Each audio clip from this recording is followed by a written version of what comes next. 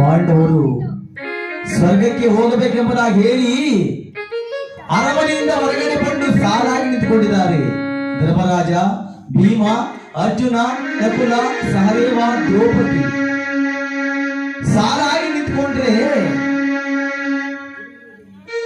ಆ ಧರ್ಮರಾಜನನ್ನ ನೋಡಿ ಹಿಂದೆ ನಿಂತಿರ್ತಕ್ಕಂಥ ಧರ್ಮರಾಜನ ಹಿಂದೆ ಹಿಂಭಾಗದಲ್ಲಿರ್ತಕ್ಕಂಥ ಆ ಒಂದು ಭೀಮ ಕೇಳ್ತಾನೆ, ಅಣ್ಣ ಈಗ ನಾವು ಸ್ವರ್ಗದ ಕಡೆ ಪ್ರಯಾಣ ಮಾಡ್ತಾ ಇದ್ದೀವಿ. ಆದ್ರಿಂದ ನಾವು ಸ್ವರ್ಗಕ್ಕೆ ಹೋಗಬೇಕಾದ್ರೆ ಯಾವ ಮಾರ್ಗವಾಗಿ ಹೋಗಬೇಕು, ಯಾವ ದಿಕ್ಕಿನಲ್ಲಿ ಹೋಗಬೇಕು ಎಂಬುದಾಗಿ ಹೇಳಿ ಆ ಒಂದು ಭೀಮ ಕೇಳ್ತಾರೆ. ಸ್ವರ್ಗಕ್ಕೆ ಹೋಗಬೇಕಾದ್ರೆ ಯಾವ ಮಾರ್ಗವಾಗಿ ಹೋಗಬೇಕು, ಯಾವ ದಿಕ್ಕಿನಲ್ಲಿ ಹೋಗಬೇಕೆಂಬುದಾಗಿ ಕೇಳಿದ್ರೆ ಆ ಧರ್ಮರಾಜ ಯೋಚನೆ ಮಾಡ್ತಾ ಇರ್ತಾನೆ. ಯೋಚನೆ ಮಾಡ್ತಾ ಇರ್ಬೇಕಾದ್ರೆ ನೋಡಿ, ಕಪ್ಪಲಿ ಶ್ವಾನವು ಕುಪ್ಪಲಿ ಸುತ್ತ ಬಂದಿದೆ ಧರ್ಮರಾಜನ ಬಳಿಗೆ.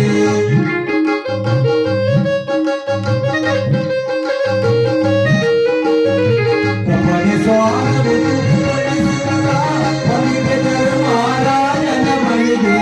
ಅಂದದಿಂದ ಚಂದದಿಂದ ಬಂದಿತು ಶ್ವಾನವು ನಾರಾಯಣ.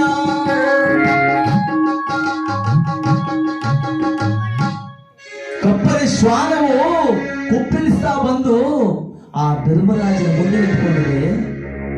ಮುಂದೆ ನಿಂತ್ಕೊಂಡ್ರೆ ಆ ಧರ್ಮರಾಜ ಹೇಳ್ತಾ ಇದ್ದಾನೆ, ಅಪ್ಪ ಭೀಮಾ, ನಾನೇ ಹೇಳ್ತಿಲ್ಲ, ನಾವು ಸ್ವರ್ಗಕ್ಕೆ ಹೋಗ್ಬೇಕಾದ್ರೆ ಯಾವ ಮಾರ್ಗವಾಗಿ ಹೋಗ್ಬೇಕು, ಯಾವ ದಿಕ್ಕಿನಲ್ಲಿ ಹೋಗ್ಬೇಕಂತ ಕೇಳಿದಲ್ಲ.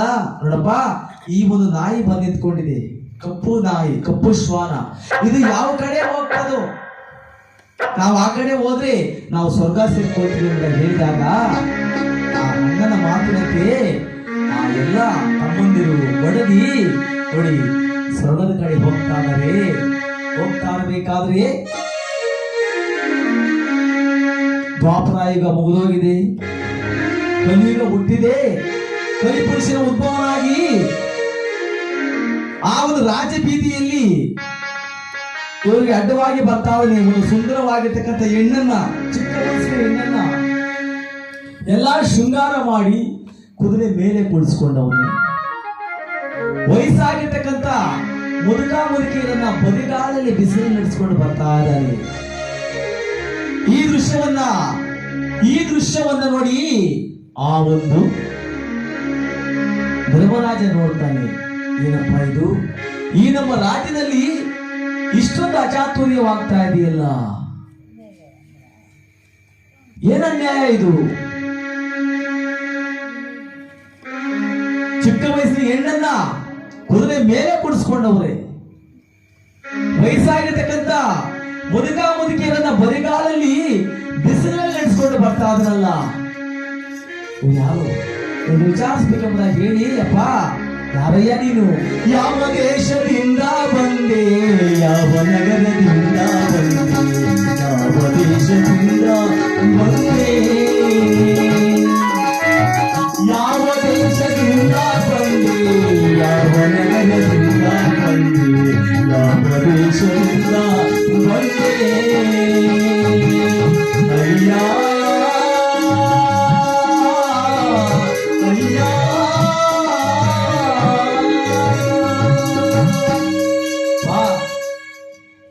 ಯಾರಯ್ಯ ನೀನು, ಯಾವ ದೇಶ ನಿಂದು, ಯಾವ ನಗರ ನಿಂದು, ಈ ರೀತಿಯಾಗಿ ಇಂತಹ ಒಂದು ಅಚಾತುರ್ಯ ಮಾಡ್ತಾ ಇದೆಯಲ್ಲಪ್ಪ. ಚಿಕ್ಕ ವಯಸ್ಸಿನ ಹೆಣ್ಣನ ಕುದುರೆ ಮೇಲೆ ಕುಡಿಸ್ಕೊಂಡಿದೀಯಾ, ವಯಸ್ಸಾಗಿರ್ತಕ್ಕಂಥ ಮುದುಕಿಯರನ್ನ ಬರಿಗಾಲಲ್ಲಿ ನಡೆಸ್ಕೊಂಡು ಬರ್ತಾ ಇದೆಯಲ್ಲ, ಇದು ನ್ಯಾಯವೇನಾ ಅಂದ್ರೆ ಆ ಕಲಿಪುರುಷ ಹೇಳ್ತಾನೆ, ನಗುತ್ತಾನೆ, ಧರ್ಮರಾಜ, ಸತ್ಯ, ನ್ಯಾಯ, ನೀತಿ, ಧರ್ಮ, ಪರೋಪಕಾರ ಅನ್ನೋದು ನಿನ್ನ ಯುಗ. ಯಾವ ಯುಗ ಅದು? ದ್ವಾಪರ ಯುಗ. ಅದಕ್ಕೆ ನೀನು ರಾಜನಾಗಿದೆಯಲ್ಲ, ಚೆನ್ನಾಗಿ ಇತ್ತು, ಅದೀಗ ಆಗೋಯ್ತು, ಮುಗಿದೋಯ್ತು. ಇದು ಕಲಿಯುಗ. ಈ ಕಲಿಯುಗಕ್ಕೆ ನಾನ್ ರಾಜ, ಕಲಿಪುರುಷ. ಈ ಯುಗದಲ್ಲಿ ಕೊಲೆ, ಸುಲಿಗೆ, ವಂಚನೆ ಮಾಡ್ತಕ್ಕಂಥ ಯುಗ, ನಾನು ಎಂಬುದಾಗಿ ಮೆರೆದಾಡ್ತಕ್ಕಂಥ ಯುಗ, ತಂದೆ ತಾಯಿ ಹಿರಿಯರನ್ನು ಗೌರವಿಸದೇ ಇರತಕ್ಕಂಥ ಯುಗ, ಇದು ಕಲಿಯುಗ.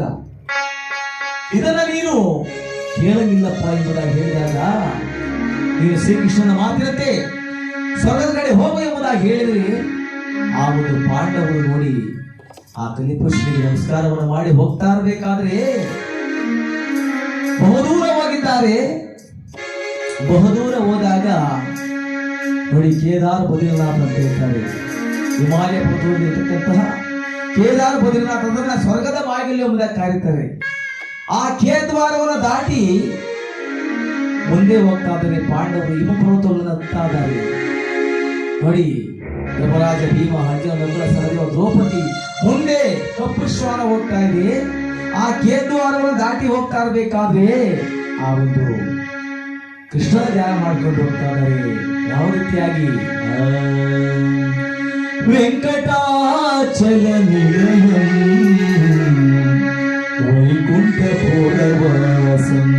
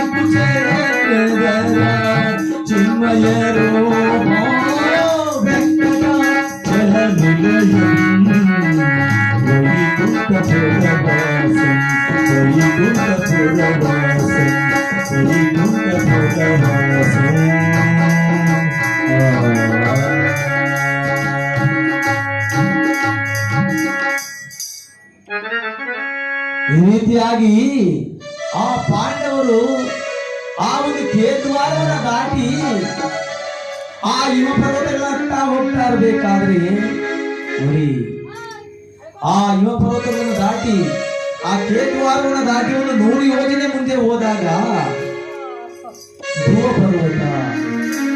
ಪರ್ವತದಲ್ಲಿ ಹೋಗ್ತಾ ಇದ್ದಾರೆ ಪಾಂಡವರು. ಹೋಗ್ತಾ ಇರಬೇಕಾದ್ರೆ ಪಂಚ ಪಾಂಡವರಲ್ಲಿ ಪತ್ನಿಯಾಗಿರ್ತಕ್ಕಂಥ ನೋಡಿ ದ್ರೌಪದಿಯು ಆ ಹಿಮ ಪರ್ವತವನ್ನು ಹತ್ತಲಾರದೆ ಧ್ರುವ ಪರ್ವತ ಗೋಳಾಡ್ತಾ ಇದ್ದಾರೆ. ನಡೆಯಲಾರೆನು ನಾಥ ಹಿಮದ ಬಾಧೆಯನ್ನು ತಾಳಲಾರೆ, ಅಯ್ಯೋ ಆ ಸ್ವರ್ಗಕ್ಕೆ ನಾ ಬರಲಾರೆ,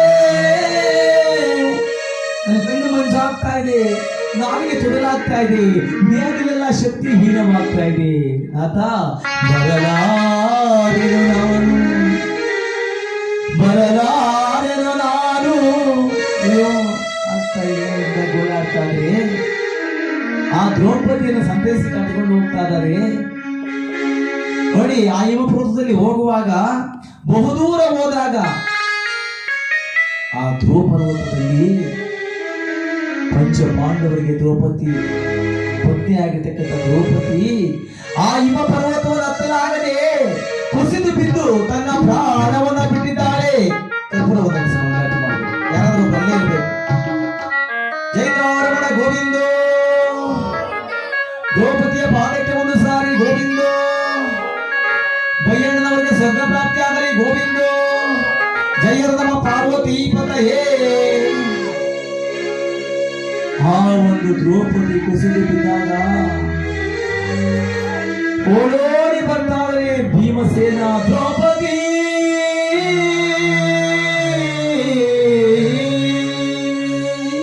ಅಯ್ಯೋ ಬಂದು ನೋಡಿದ್ರೆ ದ್ರೌಪದಿಯ ಪ್ರಾಣ ಪಕ್ಷಿ ಹಾರಿ ಹೋಗಿದೆ. ದೇಹದಲ್ಲಿ ಜೀವಾತ್ಮ ಆಚೆ ಬಂದಿದೆ. ಎಡೆಗೊಡಿಸ್ಕೊಂಡು ಓಡಾಡ್ತಾನೆ, ನರಳಾಡ್ತಾನೆ. ಐವರಿಗೆ ಪತ್ನಿಯಾಗಿ ಕಷ್ಟ ಸುಖದಲ್ಲಿ ಭಾಗಿಯಾಗಿ ತಮ್ಮಿಂದ ಜೂಜಾಟದಲ್ಲಿ ಸೋತಾಗ ದುಶ್ಯಾಸನಿಂದ ಸೀರೆ ಸೇರಿಸಿಕೊಂಡು ಅವಮಾನಗಳಾದೆ. 12 ವರ್ಷ ವನವಾಸವನ್ನ, 1 ವರ್ಷ ಜ್ಞಾತವಾಸವನ್ನ ನಾವು ಏನೇ ಕಷ್ಟ ಇದ್ರು ನಮ್ಮ ಜೊತೆಯಲ್ಲಿ ಬಿಡಲಿಲ್ಲ. ದ್ರೌಪದಿ, ನೀನು ನಮ್ಮನ್ನು ಅಲ್ಲಿ ಓದಿಯ ಎಂಬುದಾಗಿ ಗೋಳಾಡ್ತಾನೆ, ನರಳಾಡ್ತಾನೆ. ಮುಂದೆ ಹೋಗ್ತಾ ಇರ್ತಕ್ಕಂಥ ಧರ್ಮರಾಜ ಹಿಂದೆ ತಿರುಗಿ ನೋಡ್ತಾನೆ. ಏ ಭೀಮಾ, ಯಾಕೆ ಮಾಡ್ತಾ ಇದೀಯಾ ಅಣ್ಣ? ದ್ರೌಪದಿ ನಮ್ಮನ್ನ ಬಿಟ್ಟು ಸತ್ತೋಗ್ಬಿಟ್ಟಣ್ಣ, ದ್ರೌಪದಿಯ ಪ್ರಾಣ ಪಕ್ಷ ಆರೋಯ್ತಣ್ಣ ಎಂಬ ಹೇಳಿದ್ರೆ ಧರ್ಮರಾಜ 1-2 ನಿಮಿಷ ಯೋಚನೆ ಮಾಡ್ತಾನೆ. ಯೋಚನೆ ಮಾಡಿ ಹೇಳ್ತಾನೆ, ಏ ಭೀಮಾ, ಇವಳ ಬಗ್ಗೆ ಯಾಕೋ ನೀನು ಓಡಾಡ್ತೀಯ? ಇವಳ ಬಗ್ಗೆ ಯಾಕೋ ನೀನು ಸಂಕಟ ಪಡ್ತಾ ಇದೀಯಾ? ಯಾಕಣ್ಣ? ಇವಳು ಮಾರ್ಗ ಮಧ್ಯದಲ್ಲಿ ಸಾಯ್ಬೇಕಾದ್ರೆ ಒಂದು ಕಾರಣ ಐತಪ್ಪ. ಏನು ಕಾರಣ ಐತಣ್ಣ ಎಂಬುದಾಗಿ ಹೇಳಿದ್ರೆ ಇವಳಲ್ಲಿ ಮೋಸ ಇತ್ತು. ಏನು ಮೋಸ ಇತ್ತು ದ್ರೌಪದಿಯಲ್ಲಿ ಎಂಬುದಾಗಿ ಹೇಳಿದ್ರೆ, ನಾವು ವೀರಾದಿ ವೀರರಾಗಿರ್ತಕ್ಕಂಥ 5 ಜನ ಗಂಡಂದ್ರು ಇವಳಿಗಿದ್ರು ಸಹ ಇವಳು ಮನಸ್ಸಲ್ಲಿತ್ತು ಗೊತ್ತಾ? ಕರ್ಣನ ಮೇಲಿತ್ತು. ಕರ್ಣನು ನನ್ನ ಗಂಡನಾಗಿದ್ದು ಚೆನ್ನಾಗಿತ್ತು ಅನ್ನೋ ಮನಸ್ಸು ಇತ್ತಪ್ಪ. ಅಷ್ಟೇ ಅಲ್ಲ, ಇವಳು ರಾಕ್ಷಸಿ. ನಾವು 18 ದಿವಸ ಕುರುಕ್ಷೇತ್ರ ಯುದ್ಧ ಭೂಮಿಯಲ್ಲಿ ಶಾಂತ ಜನ 18 ಅಕ್ಷೋಷ ಸೈನ್ಯವನ್ನು ಕೊಂದಾಕಿ ಬಂದ್ರೆ, ಇವಳು ರಾತ್ರಿ ವೇಳೆಯಲ್ಲಿ ಯುದ್ಧ ಭೂಮಿಗೆ ಹೋಗಿ ಭದ್ರಕಾಳಿ ರಾಕ್ಷಸಿ ಅವತಾರವನ್ನು ತಾಳಿ ಆ ಎಲ್ಲಾ ಎಣಗಳನ್ನ ತಿಂದು ಅರಗಿಸಿಕೊಂಡು ಮತ್ತೆ ಹೆಣ್ಣಾಗಿ ಬಂದು ನಮ್ಮ ಕೈ ಹೊರಡ್ತಾ ಇದ್ರು. ನೋಡಿ, 18 ದಿವಸ ಕುರುಕ್ಷೇತ್ರ ಯುದ್ಧ ನಡೀತು. ಯುದ್ಧ ನಡೆದಾಗ ಎಷ್ಟೇ ಲಕ್ಷ ಜನ ಸತ್ತಿರ್ಲಿ, ಬೆಳಿಗ್ಗೆ ಹೋಗಿ ನೋಡಿದ್ರೆ ಒಂದು ಎಣ ಇರ್ತಾ ಇರಲಿಲ್ಲ, ಒಂದು ರಕ್ತದ ಕಲೆ ಇರ್ತಾ ಇರಲಿಲ್ಲ ಅಂತ. ಅದನ್ನೆಲ್ಲ ತಿಂದು ಬಿಡ್ತಾ ಇದ್ರು ದ್ರೌಪದಿ. ಅಂತ ರಾಕ್ಷಸಿ ಇವಳ ಬಗ್ಗೆ ಯಾಕೆ ಯೋಚನೆ ಮಾಡ್ತೀವಿ? ಮಾ ಎಂಬುದಾಗಿ ಹೇಳಿದ್ರೆ ಅಣ್ಣನ ಮಾತಿಗೆ ನೋಡಿ ಆ ಒಂದು ಭೀಮಸೇನ ಯೋಚನೆ ಮಾಡ್ತಾರೆ. ನಿಜ ಎಂಬುದಾಗಿ ಹೇಳಿ ಆ ಒಂದು ದೇಹವನ್ನು ಅಲ್ಲೇ ಬಿಸಾಡಿ ಮುಂದೆ ಕುಟ ಪರ್ವತ, ಧ್ರುವ ಪರ್ವತವನ್ನು ಬಿಟ್ಟು ಆ ಕುಟ ಪರ್ವತದಲ್ಲಿ ಒಂದು 100 ಯೋಜನೆ ಮುಂದೆ ಬರ್ತಾ ಇದ್ದಾರೆ. ಬರಬೇಕಾದ್ರೆ ಆ ಒಂದು ಭಗವಂತನ ಧ್ಯಾನ ಮಾಡಿಕೊಂಡು ಬರ್ತಾ ಇದ್ದಾರೆ. ಪರಮಾತ್ಮ ಕೃಷ್ಣ ಕಾಪಾಡು ಎಂಬುದಾಗಿ ಹೇಳಿ ಆ ಭಗವಂತನ ಧ್ಯಾನವನ್ನು ಮಾಡಿಕೊಂಡು ಬರ್ತಾ ಇದ್ದಾರೆ. ನೋಡಿ ಯಾವ ರೀತಿಯಾಗಿ ಬರ್ತಾ ಇದ್ದಾರೆ ಅಂದ್ರೆ, ಹರಿನಾಮವೇ ಚಂದ ಹರನಂದಿಕೋ ಗಂಗ, ಹರಿನಾಮವೇ ಚಂದ ಹರನಂದಿಕೋ ಗಂಗ, ಹರಿನಾಮವೇ ಚಂದ.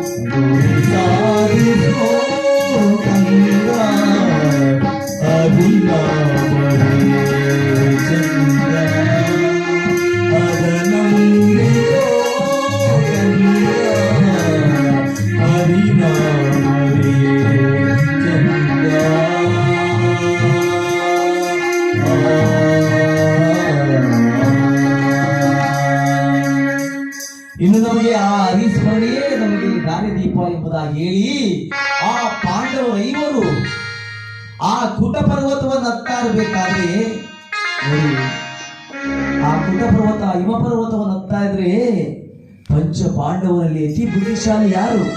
ಸಹದೇವ. ಅತಿ ಬುದ್ಧಿಶಾಲಿ, ಭೂತ ಭವಿಷ್ಯತ್ತು ವರ್ತಮಾನ ಕಾಲ ಗೊತ್ತಿದ್ದವನು ಯಾರಪ್ಪ ಅಂದ್ರೆ ಸಹದೇವ ಅಂತ ಹೇಳ್ತಾರೆ. ಅಂತ ಸಹದೇವನು ಆ ಹಿಮ ಪರ್ವತವನ್ನು ಹತ್ತಲಾಗದೆ ಗೋಳಾಡ್ತಾ ಇದ್ದಾನೆ. ಅಣ್ಣ, ಎಂತ ಕಷ್ಟವೂ ಬಂದಿತ್ತು ಅಣ್ಣ, ಅಯ್ಯೋ ಹಿಮದ ಬಾಧೆ ತಾಳಲಾರೆ ಅಣ್ಣ,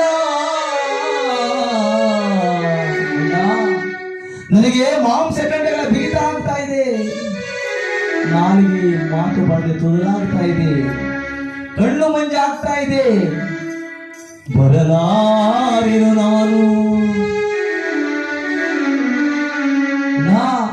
ನಾನು ಬರಲಾರೆ ಎಂಬುದಾಗಿ ಹೇಳಿ ಗೋಳಾಡ್ತಾ ಇದ್ರೆ ಆತನನ್ನು ಸಂತೈಸಿ ಇನ್ನೂ ಮುಂದೆ ಕತ್ಕೊಂಡು ಹೋಗ್ತಾ ಇದ್ರಿ. ದೂರ ಹೋದಾಗ ನೋಡಿ ಆ ಒಂದು ಸಹದೇವನು ನಡೆಯಲಾಗದೆ ಬೋರಲಾಗಿ ಬಿದ್ದು ಪ್ರಾಣ ಅನ್ನೋದು ನೋಡಿ ಕರ್ಣ ದ್ವಾರದಿಂದ ಆಚೆ ಬಂದಿದೆ. ಪ್ರಾಣ ಪಕ್ಷಿ ಹಾರಿ ಹೋಗಿದೆ. ಭೀಮ ಹಿಂದೆ ನೋಡ್ತಾನೆ, ಸಹದೇವನು ಕುಸಿದು ನೋಡ್ರಿ ಗೋಳಾಗಿ ಬಿದ್ದಿದೆ. ಓಡೋಡಿ ಬರ್ತಾನೆ, ಸಹದೇವ ಅಯ್ಯೋ ತಮ್ಮ ಎಂಬುದಾಗಿ ಓಡೋಡಿ ಬಂದು ನೋಡಿದ್ರೆ ಸಹದೇವನ ಪ್ರಾಣನು ಹಾರಿ ಹೋಗಿದೆ. ಗೋಳಾಡ್ತಾನೆ, ಅಣ್ಣ ಅಲ್ಬಣ್ಣ, ಸಹದೇವನು ಸಹ ನಮ್ಮನ್ನು ಬಿಟ್ಟು ಸತ್ತೋದ್ನಲ್ಲ ನಾನು ಎಂಬುದಾಗಿ ಗೋಳಾಡ್ತಾ ಇದ್ರೆ ಸಹದೇವ ಏನು ತಪ್ಪು ಮಾಡಿದ್ದಲ್ಲ, ಸಹದೇವನಿಗೆ ಸಾಯಬೇಕಾದ್ರೆ ಸಹದೇವ ಏನು ತಪ್ಪು ಮಾಡಿದ್ದೆ ಎಂಬುದಾಗಿ ಹೇಳಿದ್ರೆ ಧರ್ಮರಾಜ ಯೋಚನೆ ಮಾಡ್ತಾನೆ. ಯೋಚನೆ ಮಾಡಿ ಹೇಳ್ತಾನೆಪ್ಪ, ಇವನು ಮೋಸಗಾರನೇನೋ, ಇವನಲ್ಲಿ ಮೋಸ ಇತ್ತು, ಅದಕ್ಕೆ ಒಂದು ಮಾರ್ಗ ಮಧ್ಯದಲ್ಲಿ ಸತ್ತೋದ. ಅಣ್ಣ, ಹಾಗಾದ್ರೆ ಸಹದೇವ ಏನು ಮೋಸ ಮಾಡಿದ, ನಮಗೆ ಏನು ಮೋಸ ಇತ್ತು ಎಂಬುದಾಗಿ ಕೇಳಿದ್ರೆ, ಅಲ್ಲಪ್ಪ ಇವರಿಗೆ ಭೂತ ಭವಿಷ್ಯತ್ ವರ್ತಮಾನ ಕಾಲ ಗೊತ್ತಿದ್ದು, ಹೀಗೆ ಆಗಿರೋದು, ಈಗ ನಡೆಯೋದು, ಮುಂದೆ ಆಗೋದಿಲ್ಲ ಇವನು ಗೊತ್ತಿತ್ತು. ಯಾಕೆ ಗೊತ್ತಿತ್ತು ಅಂದ್ರೆ ನೋಡಿ, ಅವ್ರ ತಂದೆ ಪಾಂಡುರಾಜ ಸಾಯಾಗ ಒಂದು ಮಾತು ಹೇಳ್ತಾನೆ, ಅಪ್ಪ ನಾನೇನಾದ್ರೂ ಸತ್ರೆ ನನ್ನ ದೇಹ ನೀವು ಭೂಮಿಯಲ್ಲಿ ಉಳಂಗಿಲ್ಲ, ಬೆಂಕಿಯಲ್ಲಿ ಸುಡಂಗಿಲ್ಲ, ಇನ್ನೇನು ಮಾಡ್ಬೇಕಪ್ಪ, ನೀವು 5 ಜನ ನನ್ನ ದೇಹನ 5 ಭಾಗ ಮಾಡ್ಕೊಂಡು ತಿಂದುಬಿಡಿ ಅಂತ ಹೇಳ್ತಾನೆ. ಮನುಷ್ಯನ ದೇಹ ಆಗ್ತದೇನಣ್ಣ? ಅದರಲ್ಲಿ ಪಾಂಡುರಾಜನಿಗೆ ಪಾಂಡು ರೋಗ, ಆ ದೇಹನೇ ನೋಡೋಕ್ಕಾಗಲ್ಲ, ಅಷ್ಟೊಂದು ಅಸಹ್ಯ ಕಾಣ್ತಾ ಇರ್ತದೆ. ಅಂತ ದೇಹವನ್ನು ನೋಡಿ ಆ ಮಕ್ಕಳು ನಮಗೆ ನಮ್ಮ ತಂದೆ ಯಾಕೆ ಈ ರೀತಿಯಾಗಿ ಹೇಳಿದ್ರು ಎಂಬುದಾಗಿ ಹೇಳಿ ಆ ದೇಹವನ್ನು ಮುಂದೆ ಮಲಗಿಸಿ ಯೋಚನೆ ಮಾಡ್ತಾ ಇರ್ತಾರೆ. ಯಾಕೆ ಹೇಳಿದ್ರು ಎಂಬುದಾಗಿ ಯೋಚನೆ ಮಾಡ್ತಾ ಇದ್ರೆ ನೋಡಿ, ಸಹದೇವ ಸೂಕ್ಷ್ಮವಾಗಿ ಗಮನಿಸ್ತಾ ಇರ್ತಾನೆ. ಆ ದೇಹವನ್ನು ಸೂಕ್ಷ್ಮವಾಗಿ ಗಮನಿಸ್ತಾ ಇರಬೇಕಾದ್ರೆ ಒಂದು ಚಿಕ್ಕ ಇರುವೆ ಆ ಪಾಂಡುರಾಜನ ದೇಹದ ಬಳಿ ಬಂದು ಆ ದೇಹವನ್ನು ಕಚ್ಚಿ ಮತ್ತೆ ವಾಪಸ್ ಹೋಗ್ಬೇಕಾದ್ರೆ ಒಂದು ದೊಡ್ಡದಾಗಿರ್ತಕ್ಕಂಥ ಗುಂಡು ಕಲ್ಲನ್ನು ತಿಳ್ಕೊಂಡು ಹೋಗ್ತಾ ಇರ್ತದೆ. ಸಹದೇವ ಯೋಚನೆ ಮಾಡ್ತಾನೆ, ಓ ಈ ಒಂದು ಇರುವೆಗೆ ಎಷ್ಟೊಂದು ಶಕ್ತಿ ಬಂದಿದೆ ಅಂದ್ರೆ ಇದರಲ್ಲಿ ಏನು ಐತೆ ಎಂಬುದಾಗಿ ಹೇಳಿ ನೋಡಿ, ಯಾರಿಗೂ ಕಾಣದ ಹಾಗೆ ತನ್ನ ತಂದೆ ಕಿರುಬೆರಳನ್ನ ಕಚ್ಚಿ ನುಂಗು ಬಿಡ್ತಾನೆ. ನುಂಗಿದ ತಕ್ಷಣ ಹಿಂದೆ ಆಗಿರೋದು, ಈಗ ನಡೆಯೋದು, ಮುಂದೆ ಆಗೋದೆಲ್ಲ ಗೊತ್ತಾಗ್ತಾ ಇರ್ತದೆ. ಇದನ್ನ ಹತ್ಕೊಂಡಂತ ಕೃಷ್ಣ ಬರ್ತಾನೆ. ಕೃಷ್ಣ ಬಂದು ಎಲ್ಲರನ್ನು ಪಾಂಡವರನ್ನ ಸ್ನಾನ ಮಾಡೋದಕ್ಕೆ ಕಳಿಸಿ ಸಹದೇವನಿಗೆ ಹೇಳ್ತಾನಪ್ಪ, ಸಹದೇವ ನನಗೆ ಎಷ್ಟು ಗೊತ್ತ ನಿನಗೂ ಅಷ್ಟೇ ಗೊತ್ತಿಲ್ಲ, ಎಲ್ಲ ಗೊತ್ತಾಗ್ತದೆ, ಆದ್ರೆ ನೀನು ಯಾರಿಗೂ ಏನು ಹೇಳಂಗಿಲ್ಲ. ನೀನು ಹೇಳಿದ್ದೆ ಆದ್ರೆ ದುಷ್ಟ ಸಂಹಾರ ಆಗಲ್ಲ, ಕುರುಕ್ಷೇತ್ರ ಯುದ್ಧ ಆಗಲ್ಲ, ಭೂಭಾರ ಕಡಿಮೆ ಆಗಲ್ಲ. ಆದ್ರಿಂದ ನೀನು ಈ ಗುಡ್ಡ ನಿನ್ನಲ್ಲೇ ಬಚ್ಚಿಟ್ಕೊಳ್ಬೇಕು. ನೀನು ಯಾರಿಗಾದ್ರೂ ಹೇಳಿದ್ದೆ ಆದ್ರೆ ನಿನ್ನ ತಲೆ 1000 ಓಡಾಗಿ ಸಿಡಿದು ಹೋಗ್ಲಿ ಅಂತ ಶಾಪ ಕೊಟ್ಬಿಡ್ತಾನೆ. ಸಹದೇವ ಯೋಚನೆ ಮಾಡ್ತಾನೆ, ಕೃಷ್ಣ ಹಾಗಾದ್ರೆ ನಮ್ಮ 5 ಅಣ್ಣ ತಮ್ಮದ್ರಲ್ಲಿ ಯಾರಾದ್ರೂ ಒಬ್ಬರು ಸತ್ರೆ ನಿನ್ ತಲೆ ಸಿಡಿದೋಗ್ಲಿ ಅಂತ ಶಾಪ ಕೊಟ್ಬಿಡ್ತಾನೆ. ಅದಕ್ಕೆ ಕೃಷ್ಣ ಏನೇ ಕಷ್ಟ ಬಂದ್ರು ಪಾಂಡವರನ್ನು ಕಾಪಾಡ್ಕೊಂಡೇ ಬರ್ತಾನೆ. ಯಾಕಂದ್ರೆ ಪಾಂಡವರು ಒಬ್ಬ ಸತ್ರೆ ಕೃಷ್ಣನು ಸಾಯ್ತಾನೆ. ಅಂತ ಮೋಸಗಾರನಪ್ಪ ಇವನು ನಿಜ ಹೇಳ್ಬಿಟ್ಟಿದ್ರೆ ಸಹದೇವ ನಾವು ಜೂಜಾಟ ಆಡ್ತಾ ಇರ್ಲಿಲ್ಲ, ದ್ರೌಪದಿ ಮಾನ ಹೋಗ್ತಾ ಇರ್ಲಿಲ್ಲ, ವನವಾಸ ಹೋಗ್ತಾ ಇರಲಿಲ್ಲ, ಅಜ್ಞಾತವಾಸ ಹೋಗ್ತಾ ಇರಲಿಲ್ಲ, ಕುರುಕ್ಷೇತ್ರ ಯುದ್ಧ ಆಗ್ತಾ ಇರಲಿಲ್ಲ, ನಮ್ಮ ಗುರುಗಳು ಹಿರಿಯರು ಯಾರು ಸಾಯ್ತಾ ಇರಲಿಲ್ಲ. 18 ಅಕ್ಷವರ್ಷಿ ಸತ್ಬಿಡ್ತು. ಯಾರಿನಿಂದ? ಇವನಿಂದ. ಇವನು ನಿಜ ಹೇಳಿದ್ರೆ ಇವನೊಬ್ಬನೇ ಸಾಯ್ತಾ ಇದ್ದಿದ್ದು, ಇದೆಲ್ಲರೂ ಬದುಕ್ಬಿಡೋರು. ಅಂತ ಪಾಪಿ ಇವನು. ಇವನ ಬಗ್ಗೆ ಯೋಚನೆ ಮಾಡ್ತೀಯ ಬಾ ಎಂಬುದಾಗಿ ಹೇಳಿದ್ರೆ ಆ ಒಂದು ಭೀಮಸೇನ ಯೋಚನೆ ಮಾಡ್ತಾನೆ. ನಿಜ, ನಮ್ಮ ಅಣ್ಣನ ಹೇಳಿದ ಮಾತು ನಿಜ ಎಂಬುದಾಗಿ ಹೇಳಿ ಆ ಸಹದೇವನ ದೇಹವನ್ನು ಬಿಸಾಡಿ ಮುಂದೆ ಗುಣಪರ್ವತ, ಪುಟ್ಟ ಪರ್ವತವನ್ನು ದಾಟಿ ಆ ಗುಣಪರ್ವತದಲ್ಲಿ ಹೋಗ್ತಾ ಇದ್ದಾರೆ. ನೋಡಿ, ಭಗವಂತನ ಧ್ಯಾನ ಮಾಡಿಕೊಂಡು ಹೋಗ್ತಾ ಇದ್ದಾರೆ. ಗೊತ್ತಾ, ಕಾಪಾಡು ಎಂಬುದಾಗಿ ಹೇಳಿ ಆ ಭಗವಂತನ ಧ್ಯಾನ ಮಾಡಿಕೊಂಡು ಆ ಗುಣಪರ್ವತದಲ್ಲಿ ಆ ಹಿಮ ಪರ್ವತವನ್ನು ಹತ್ತಾ ಇದ್ದಾರೆ. ಯಾವ ರೀತಿ ಅಂದ್ರೆ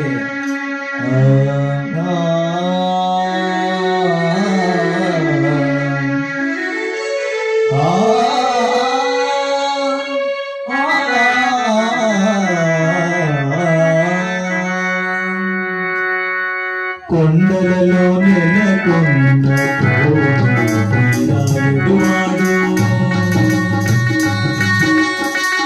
కొండలలో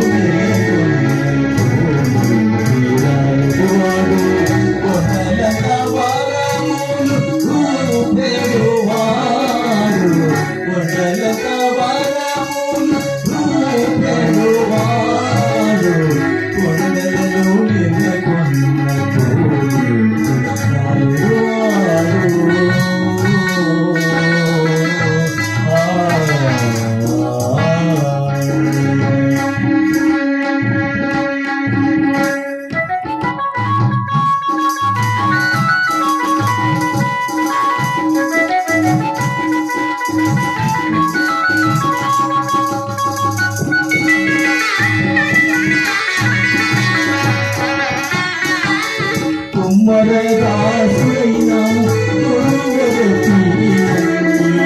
కుమ్మరదాసుడైనా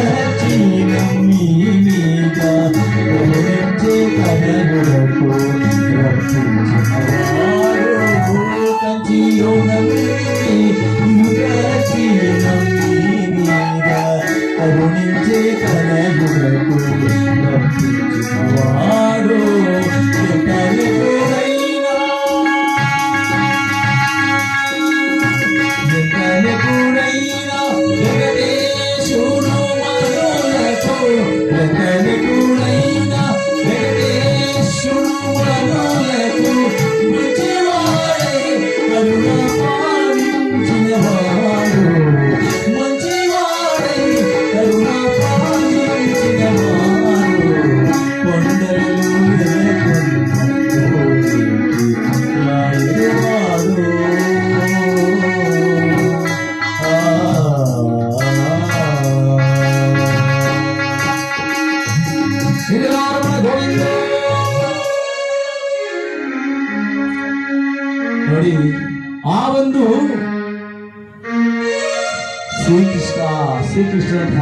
ಮಾಡ್ತಾ ಆ ಒಂದು ಗುಣಪರ್ವತವನ್ನು ಹತ್ತಾದರೆ ಪಾಂಡವರು ಗುಣಪರ್ವತವನ್ನು ದಾಟಿ ಆ ಗುಣಪರ್ವತವನ್ನು ಹತ್ತಾ ಇರಬೇಕಾದ್ರೆ ಪಂಚ ಪಾಂಡವರಲ್ಲಿ ಸುರದ್ರೂಪಿ ಅತಿ ಸುಂದರ ಮೋಹಕ ರೂಪವುಳ್ಳವನು ಅಂತ ಹೆಸರು ಮಾಡುವನು ಯಾರಪ್ಪ ಅಂದ್ರೆ ನಕುಲ ಅಂತ ಹೇಳ್ತೇವೆ. ಅತ್ಯಂತ ಸುರದ್ರೂಪಿ ನೋಡಿ, ಬಂಗಾರದ ರೋಮ ಹುಟ್ಟಿರುವಂತೆ ನಕುಲನಿಗೆ ಅಷ್ಟೊಂದು ಸುಂದರ ಅತಿ ರೂಪವಂತ ಅಂತ ನಕುಲನು ಆ ಹಿಮ ಪರ್ವತವನ್ನು ಹತ್ತಾ ಇರಬೇಕಾದ್ರೆ ಬಹುದೂರ ಹೋದಾಗ ಆ ಹಿಮದ ಬಾಧೆಯನ್ನು ತಾಳಲಾರದೆ ನರಗಳ ಬಿಗಿತವಾಗ್ತಾ ಇದೆ, ಕಣ್ಣು ಕಾಣಲಾಗ್ತಾ ಇದೆ, ದೇಹದಲ್ಲಿ ಶಕ್ತಿ ಎಲ್ಲ ಕುಂದಿ ಹೋಗ್ತಾ ಇದೆ. ಆ ಒಂದು ನಕುಲನು ಗೋಳಾಡ್ತಾನೆಣ್ಣ, ದಿಕ್ಕು ಇಲ್ಲದೆ ದೀನರಾಗ್ಬೋದಲ್ಲ, ನಾನು ಸಹ ಬರಲಾರಣ, ದೇಹದಲ್ಲಿ ಶಕ್ತಿ ಎಲ್ಲ ಕುಂದಿ ಹೋಗ್ತಾ ಇದೆ, ಬರಲಾರಣ್ಣ ಎಂಬುದಾಗಿ ಹೇಳಿ ಗೋಳಾಡ್ತಾ ಇದ್ರೆ ಅದನ್ನು ಸಂತೈಸಿ ಕರೆದುಕೊಂಡು ಹೋಗ್ತಾ ಇದ್ದಾರೆ. ನೋಡಿ, ಆ ಒಂದು ಗುಣಪರ್ವತದಲ್ಲಿ ಬಹುದೂರ ಹೋದಾಗ ಅತ್ಯಂತ ಸ್ವರೂಪಿಯಾಗಿರ್ತಕ್ಕಂಥ ನಕುಲ, ಕತ್ತಿ ವರಸೆಯಲ್ಲಿ ವೀರಾದಿ ವೀರನಾಗಿರ್ತಕ್ಕಂಥ ನಕುಲ ಆ ಒಂದು ಗುಣಪರ್ವತವನ್ನು ಹತ್ತಲಾಗದೆ ಹಿಂಬದಿಗೆ ಬಿದ್ದು ತನ್ನ ಪ್ರಾಣವನ್ನು ನೋಡಿ ನಾಸಿಕದಿಂದ ಬಿಡುತ್ತಾನೆ. ಮಗುವಿನಲ್ಲಿ ಉಸಿರು ಹೋಗ್ತದೆ. ಓಡೋಡಿ ಬರ್ತಾನೆ ಭೀಮ, ನಕುಲ ತಮ್ಮ ನಕುಲ ಓಡೋಡಿ ಬಂದ್ರೆ ನಕುಲನ ದೇಹವನ್ನು ತಿಕ್ಕೊಂಡು ಓಡಾಡ್ತಾನೆ. ನಮ್ಮಲ್ಲಿ ಅತಿ ಸುಂದರನು ನೀನು ನಕುಲ, ಕತ್ತಿ ವರಸೆಯಲ್ಲಿ ವೀರಾದಿ ವೀರನು ನೀನು, ವನವಾಸ ಅಜ್ಞಾತವಾಸದಲ್ಲಿ ನೀನು ನಮ್ಮನ್ನ ಹರಿ ಹೋದೇನಪ್ಪ ನಕುಲ ಎಂಬುದಾಗಿ ಗೋಳಾಡ್ತಾ ಇದ್ರೆ, ಅಣ್ಣ ನಕುಲನು ಸತ್ತೋದ್ನಲ್ಲಣ್ಣ ಎಂಬುದಾಗಿ ಹೇಳಿದ್ರೆ ಧರ್ಮರಾಜ ಮುಂದೆ ಹೋಗ್ತಾನೆ, ಹಿಂದೆ ನೋಡ್ತಾನೆ. ಏಪಾ ಭೀಮಾ, ಇವನು ಸಾಯ್ಬೇಕಾದ ಒಂದು ಕಾರಣ ಐತಪ್ಪ. ಏನಲ್ಲ, ಈ ನಕುಲನಲ್ಲಿ ಅಹಂಕಾರ ಇತ್ತು, ಸಹದೇವನಲ್ಲಿ ಮೋಸ ಇತ್ತು, ಇವನಲ್ಲೇ ಅಹಂಕಾರ ಇತ್ತು. ಏನು ಅಹಂಕಾರ ಇತ್ತಣ್ಣ ನಕುಲನಲ್ಲಿ ಅಂತ ಕೇಳಿದ್ರೆ, ಇವನು ನಮ್ಮ ಐವರಲ್ಲಿ ನಾನೇ ಸುಂದರ, ನಾನೇ ರೂಪವಂತ ಅಂತೇಳಿ ಜಂಬ ಕೊಚ್ಕೊಳ್ತಾ ಇದ್ದ. ಅಷ್ಟೇ ಅಲ್ಲ, ಇವನು ಕತ್ತಿ ವರಸೆಯಲ್ಲಿ ವೀರಾದಿ ವೀರನು ಆಗಿದ್ರು ಸಹ 18 ದಿವಸ ಕುರುಕ್ಷೇತ್ರ ಯುದ್ಧ ನಡೆಯಿತು. ಆ 18 ದಿವಸ ಕುರುಕ್ಷೇತ್ರ ಯುದ್ಧದಲ್ಲಿ ನಾವು ಪ್ರಾಣವನ್ನ ಪಣಕ್ಕಿಟ್ಟು ಯುದ್ಧ ಭೂಮಿಗೆ ಹೋರಾಡ್ತಾ ಇದ್ರೆ ಇವೇನ್ ಮಾಡ್ತಾ ಇದ್ದ ಗೊತ್ತಾ? ಇದಕ್ಕೆ ಬರ್ತಾ ಇದ್ದ, ಯಾವಾಗ ಬರ್ತಾ ಇದ್ದ, ಯಾವಾಗ ಹೋಗ್ತಾ ಇದ್ದ. ವೀರಾದಿ ವೀರರು ನಿಂತು ಹೋರಾಡ ಇವನು ಬರ್ತಾ ಇರಲಿಲ್ಲ. ಯಾಕಂದ್ರೆ ನನ್ನ ಪ್ರಾಣ ಎಲ್ಲಿ ಹೋಗ್ಬಿಡ್ತದೋ ಅಂತೇಳಿ ಪ್ರಾಣದ ಮೇಲೆ ಆಸೆ ತಪ್ಪ ಇವನಿಗೆ. ಅರಮನೆಯಲ್ಲಿ ಎದ್ದು ಹೋಗ್ಬಿಡ್ತಾ ಇದ್ದ. ಆದ್ದರಿಂದ ಇವನು ಮಾರ್ಗ ಬದಲಿಸತ್ತಪ್ಪ. ಇದ್ರ ಬಗ್ಗೆ ಯಾಕೆ ಯೋಚನೆ ಮಾಡ್ತೀವಿ? ಬಾ ಎಂಬುದಾಗಿ ಹೇಳಿದ್ರೆ ನಿಜ ಎಂಬುದಾಗಿ ಹೇಳಿ ಆ ದೇಹವನ್ನು ಬಿಸಾಡಿ ನೋಡಿ. ಆ ಪಾಂಡವರು ಬಂದಿದ್ದು ಎಷ್ಟು ಜನ? 6. ಈಗ ಹೋಗ್ತಾ ಇರೋದು ಹೌದು ಸರ್, ನಂಗೆ ಹೇಳ್ಬೇಕು, 3 ಜನ ನೋಡಿ. ಆ ಗುಣಪರ್ವತವನ್ನು ದಾಟಿ ಆ ಮಲ್ಲಿಕಾ ಪರ್ವತವನ್ನು ಏರ್ತಾ ಇದ್ದಾರೆ. ಮಲ್ಲಿಕಾ ಪರ್ವತವನ್ನು ಏರ್ತಾ ಇರಬೇಕಾದ್ರೆ ನೋಡಿ ಭಗವಂತನ ಧ್ಯಾನ ಮಾಡ್ಕೊಂಡು ಹೇಳ್ತಾ ಇದ್ದಾರೆ. ಭಗವಂತ ಕೃಷ್ಣ ಪರಮಾತ್ಮ ಎಂಬುದಾಗಿ ಹೇಳಿ, ಯಾರೇ ರಂಗನ ಯಾರೇ ಕೃಷ್ಣನ, ಯಾರೇ ರಂಗನ ಕರೆಯ ಬಂದವರು, ಯಾರೇ ರಂಗನ ಯಾರೇ ಕೃಷ್ಣನ, ಯಾರೇ ರಂಗನ ಕರೆಯ ಬಂದವರು.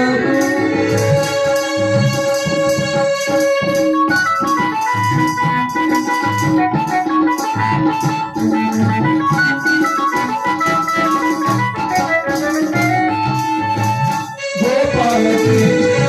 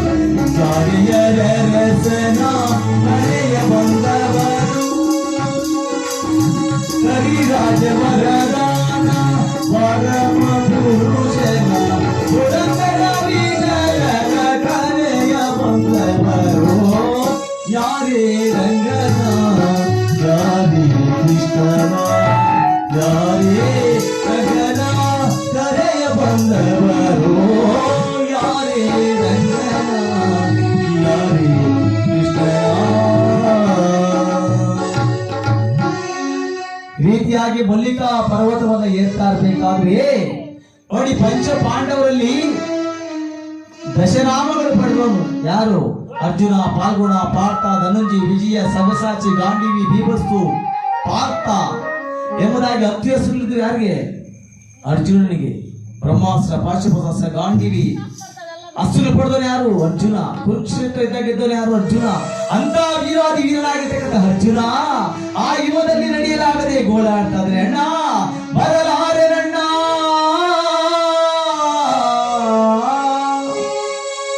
ಹಿಮದ ಬಾಧೆಯನ್ನು ತಾಳಲಾರೆ, ನನ್ನ ದೇಹದಲ್ಲಿ ನನ್ನ ದೇಹ ಮರಗಟ್ಟಿ ಹೋಗ್ತಾ ಇದೆ, ನರಗಳ ಬೀಜವಾಗ್ತಾ ಇದೆ, ಕಣ್ಣು ಕಾಣದಾಗ್ತಾ ಇದೆ, ಬರಲಾರೆನು ನಾನು. ಸಂತೈಸಿ ಕಟ್ಟಿಕೊಂಡು ಹೋಗ್ತಾ ಇದೆ. ಇನ್ನೂ ಸ್ವಲ್ಪ ಮುಂದೆ ಹೋದಾಗ ನೋಡಿ ಕುಸಿದು ಬಿದ್ದು ಕಣ್ಣುಗಳಲ್ಲಿ ಬಿಟ್ಕೊಳ್ತಾನೆ ಪ್ರಾಣ. ಯಾರು? ಅರ್ಜುನ. ಜೈದ್ರವರಮಣ ಗೋವಿಂದೋ ಕರ್ಪೂರ ವಂದನಿಸಿ ಅರ್ಜುನನ ಪಾದಕ್ಕೆ ಒಂದು ಸಾರಿ ಗೋವಿಂದೋ, ಬೈರಣ್ಣನವರಿಗೆ ಸ್ವರ್ಗ ಪ್ರಾಪ್ತಿಯಾಗಲಿ ಗೋವಿಂದೋ, ಅವರು ಹೋಗುವಂತ ದಾರಿ ಸುಮೂವಾಗಲಿ ಗೋವಿಂದೋ, ಜಯ ನಮ್ಮ ಪಾರ್ವತಿ ಪತಯೇ. ಈಗ ಹೊಸಲು ಪೂಜೆ ಮಾಡಬೇಕು. ದಯವಿಟ್ಟು ಯಾರಾದರೂ ಹೊಸಲು ತೊಳೆದು ರಂಗೋಲಿ ಹಾಕಿ ಕಷ್ಟ ಕುಂಭ ಕಡ್ಡಿ ಕರ್ಪೂರ ಕಾಯಿಯಲ್ಲಿ ಹೊಡೆದು ಪೂಜೆ ಮಾಡಿ ಎಂಬುದಾಗಿ ಹೇಳ್ತಾ ಆ ಅರ್ಜುನನು ಸತ್ತು ಬಿದ್ದಾಗ ಓಡೋಡಿ ಬರ್ತಾನೆ ಭೀಮ. ಅರ್ಜುನ ಓಡಿ ಬಂದು ನೋಡಿದ್ರೆ ಅರ್ಜುನನ ಪ್ರಾಣ ಪಕ್ಷಿ ಹಾರಿ ಹೋಗಿದೆ. ಅಯ್ಯೋ, ನಮ್ಮಲ್ಲಿ ವೀರಾದಿ ವೀರನು ನೀನು, ದಶನಾಮಗಳು ಪಡೆದವನು, ಇದ್ದಾಗಿದ್ದವನು, ತ್ರಿಲೋಕ ವೀರನು ನೀನು, ಪರಮೇಶ್ವರನ ಪಾಶುಪತಾಸ್ತ್ರ ಪಡೆದವನು ನೀನು, ನೀನು ನಮ್ಮನ್ನಾಗಲಿ ಓದಿಯ ಅರ್ಜುನ ಎಂಬುದಾಗಿ ಎದುರಿಸ್ಕೊಂಡು ಓಡಾಡ್ತಾ ಇರಲಿ. ಆ ಧರ್ಮರಾಜ ಹೇಳ್ತಾನೆ, ಏಪಾ ಏ ಭೀಮಾ, ಇವನ ಬಗ್ಗೆ ಯಾಕೋ ಓಡಾಡ್ತೀಯ? ಯಾಕಣ್ಣ?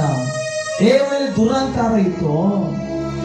ಇವನ್ ಸಾಯ್ಬೇಕಾದ್ರೆ ಏನ್ ಕಾರಣ ಗೊತ್ತಾ? ದುರಹಂಕಾರ ಐತಿ ಇವನಲ್ಲಿ. ಏನ್ ದುರಹಂಕಾರ ಐತಣ್ಣ? ದ್ರೌಪದಿ ಗೆದ್ದಿದ್ದು ಯಾರು? ನಾನೇ. ಭೀಷ್ಮನ್ ಕೊಂದಿದ್ದು ಯಾರು? ನಾನೇ. ಕರ್ಣನ್ ಕೊಂದಿದ್ದು ಯಾರು? ನಾನೇ. ಯುದ್ಧ ಕುರುಕ್ಷೇತ್ರ ಯುದ್ಧ ಗೆದ್ದವನು ಯಾರು? ನಾನೇ ನಾನೇ ನಾನೇ ನಾನೇ ಅಂದ್ರೆ ನಾನು ತುಂಬೋಗಿ ಒಪ್ಪಲ್ಲಿ. ಆದ್ದರಿಂದ ಅವನು ಮಾರ್ಗ ಮಧ್ಯದಲ್ಲಿ ಸತ್ತ. ನಿಮ್ಮ ಬಗ್ಗೆ ಯಾಕೋ ಯೋಚನೆ ಮಾಡ್ತೀಯ? ಬಾಯ ಎಂಬುದಾಗಿ ಹೇಳಿದ್ರೆ ನಿಜ ಎಂಬುದಾಗಿ ಹೇಳಿ ಆ ಅರ್ಜುನ ದೇಹವನ್ನಲ್ಲಿ ಬಿಸಾಡಿ ನೋಡಿ ಮುಂದೆ ಭೀಮಗಿರಿ ಪರ್ವತದಲ್ಲಿ ಹೋಗ್ತಾ ಇದ್ದಾರೆ. ಧರ್ಮರಾಜ ಭೀಮ ಮುಂದೆ ಹೋಗ್ತಾ ಇದೆ, ಕಪ್ಪು ಶ್ವಾನ.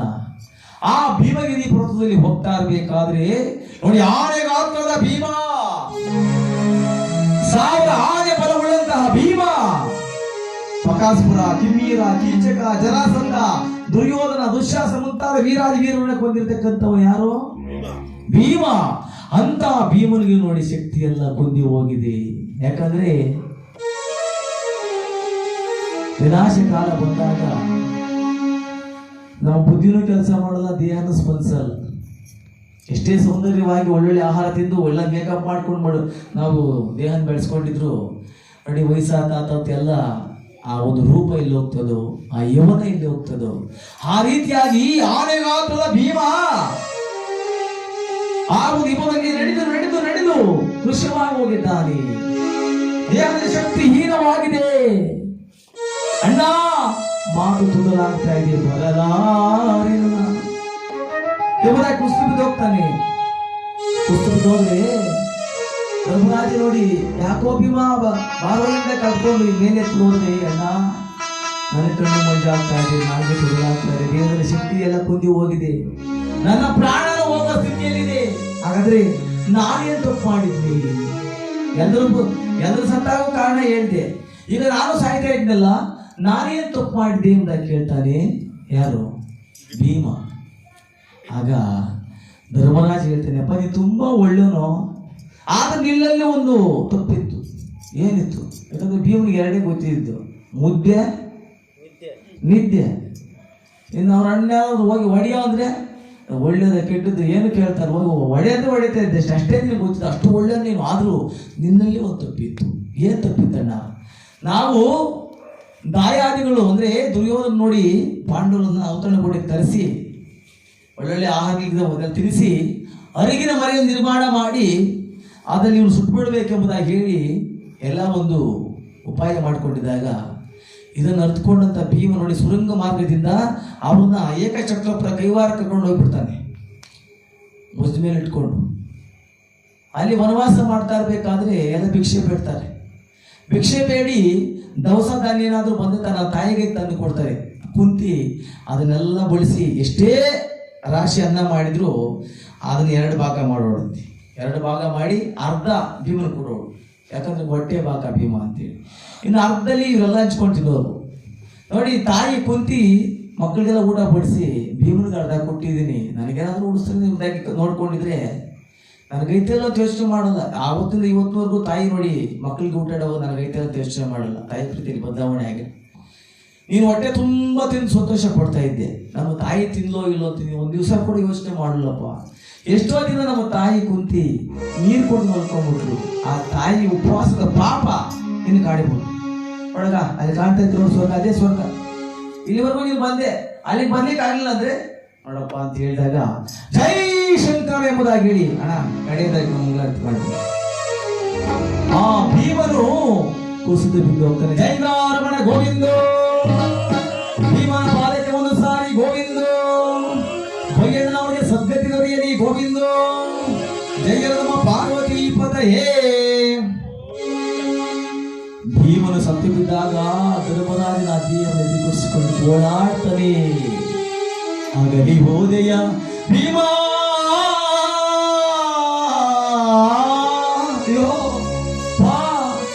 ನಮ್ಮಲ್ಲಿ ಅತಿ ಪ್ರೇಮನು ನೀನು, ನನ್ನ ಮಾತಿಗೆ ಯಾವತ್ತೂ ಎದುರೇಳಲಿಲ್ಲ, ನಿನ್ನಲ್ಲಿ ಮೋಸ ಏನಿಲ್ಲ, ನೀನು ನಮ್ಮನ್ನ ಬಿಟ್ಟು ಹೋದಿಯಾ ಎಂಬುದಾಗಿ ಗೋಳಾಡ್ತಾನೆ, ನರಳಾಡ್ತಾನೆ, ಕಿರಿಚಾಡ್ತಾನೆ ಧರ್ಮರಾಜ. ಯಾರು ಸತ್ತಾಗೂ ಧರ್ಮರಾಜ ಅಳ್ಳಿಲ್ಲ, ಕಣ್ಣೀರು ಹಾಕ್ಲಿಲ್ಲ. ಭೀಮ ಸತ್ತ ಮಾತ್ರ ಆಗ್ತಾನೆ. ಭೀಮಿಗೆ ಅತಿ ಪ್ರೀತಿ ಇರ್ತದೆ. ಭೀಮ ನಿನ್ನ ಬಿಡೋದಿಲ್ಲೋ, ನೀನೇನಾದ್ರೂ ಮಾಡಿ ನಾನು ಸ್ವರ್ಗಕ್ಕೆ ಕರ್ಕೊಂಡು ಹೋಗಬೇಕು ಅಂತ ಹೇಳಿ ಆ ಸತ್ತು ಬಿದ್ದಿರ್ತಕ್ಕಂಥ ಭೀಮನ ದೇಹವನ್ನ, ಆನೆಗಾಸದ ಭೀಮನನ್ನ ಧರ್ಮರಾಜ ಭುಜದ ಮೇಲೆ ಹಾಕೊಂಡು, ಧರ್ಮರಾಜ ಎಷ್ಟು ಶಕ್ತಿವಂತ ಅಂತ ಯೋಚನೆ ಮಾಡಬೇಕು.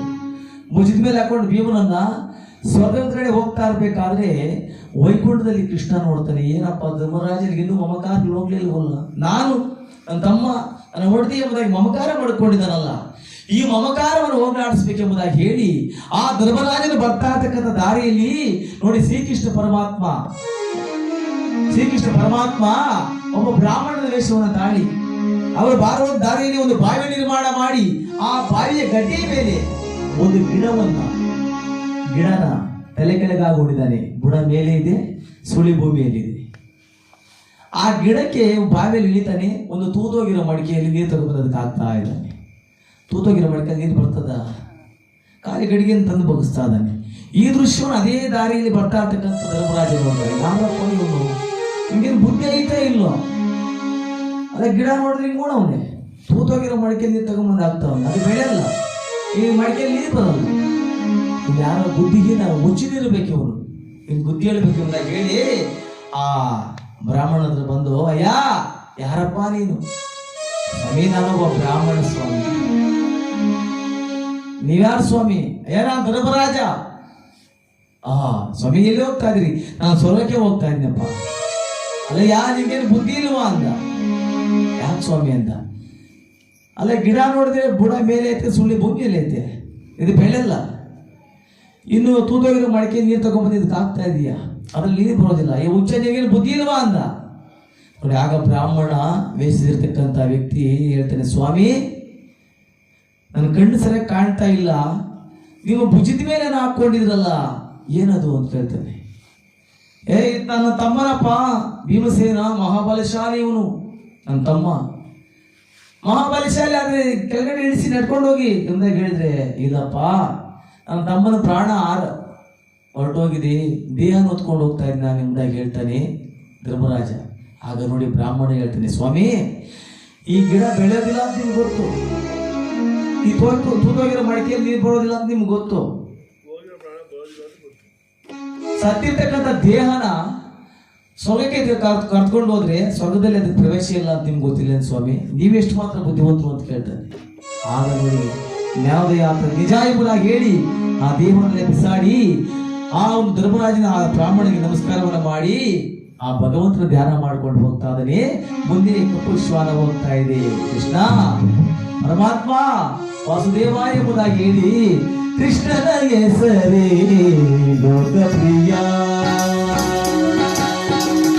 ಕೃಷ್ಣನ ಹೆಸರೇ ಲೋಕಪ್ರಿಯ, ಜೀವನ ನೀನಿದರೆ ಇಲ್ಲ ಭಯ, ಕೃಷ್ಣನ ಹೆಸರೇ ಲೋಕಪ್ರಿಯ, ಜೀವನ ನೀನಿದರೆ ಇಲ್ಲ ಭಯ, ಕೃಷ್ಣನ ಹೆಸರೇ ಲೋಕಪ್ರಿಯ.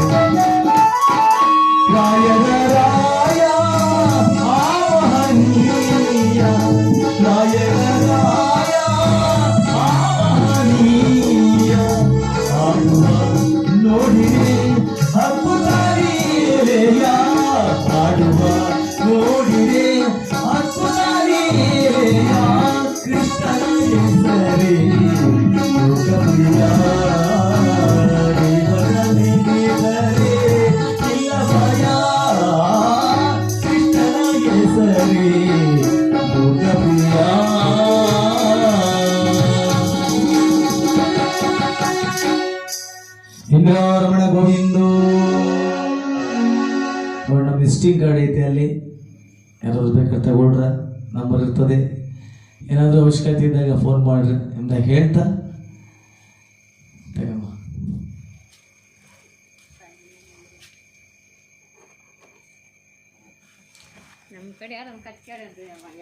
ಹಾಂ ಹೇಳ್ತಾರೆ ನೋಡಿ.